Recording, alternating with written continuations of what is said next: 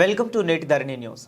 జగ్గంపేటలో అనుమతులు లేకుండా ఇంటి నిర్మాణ అనుమతులతో నిర్మిస్తున్న షాపులను వెంటనే నిలిపివేయాలని డిమాండ్ చేస్తూ బుధవారం నాడు ఆంధ్రప్రదేశ్ రైతు కూలీ సంఘం ఆధ్వర్యంలో జగ్గంపేట మండల ప్రజా పరిషత్ కార్యాలయం వద్ద ధర్నా నిర్వహించి ఎండీఓ వారికి వినతి పత్రం అందజేయడం జరిగింది. ఈ సందర్భంగా ఆంధ్రప్రదేశ్ రైతు కూలీ సంఘం ఉమ్మడి తూర్పు గోదావరి జిల్లా సహాయ కార్యదర్శి కె సతీష్ మాట్లాడుతూ రాజకీయ, ఆర్థిక, పంచాయతీ సెక్రటరీ అండదండలతో కేవలం పంచాయతీకి చెందవలసిన పన్నులను ఎగ్గొట్టడానికే ఇంటి నిర్మాణం కొరకు తీసుకున్న అనుమతులతో షాపులు నిర్మిస్తున్నారని, ఆ షాపులను తక్షణమే నిలిపివేయాలని ఆయన డిమాండ్ చేశారు. ప్రధానంగా పంచాయతీలను అభివృద్ధి పథంలో నడిపిస్తున్నామని చెప్పుకుంటున్న కూటమి ప్రభుత్వం ఇలాంటి విషయంలో నిమ్మకు నీరెత్తినట్లు వ్యవహరిస్తుందని ఆయన విమర్శించారు.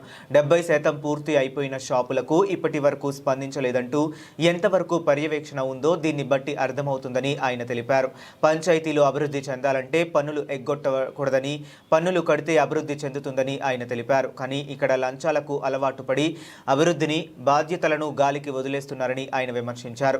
తక్షణమే ఈ షాపులపై విచారణ చేపట్టి నిలిపివేయాలని, అలాగే పంచాయతీ కార్యదర్శిపై విచారణ చేపట్టి చర్యలు తీసుకోవాలని ఆయన డిమాండ్ చేశారు. లేని ఎడల జిల్లా వ్యాప్తంగా పెద్ద ఎత్తున ఉద్యమాలు చేపడతామని ఆయన హెచ్చరించారు. ఈ కార్యక్రమంలో ఆంధ్రప్రదేశ్ రైతు కూలీ సంఘం నాయకులు డాన్ శ్రీను, రవణ, సూరిబాబు తదితరులు పాల్గొన్నారు. నా పేరు కె సతీష్, ఆంధ్రప్రదేశ్ రైతు కూలీ సంఘం జిల్లా సహాయ కార్యదర్శి.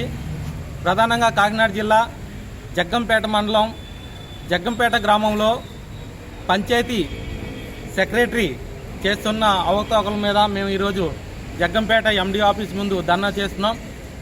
ప్రధానంగా ఈ ధర్నాకు కారణం ఏంటంటే ఇక్కడ పంచాయతీ సెక్రటరీ గారు ఇంటి నిర్మాణం కొరకు అనుమతులు ఇచ్చి ఆ అనుమతుల ప్రకారంగానే ఇక్కడ కమర్షియల్ షాపింగ్ మాల్ నిర్మాణం చేపడుతున్నారు.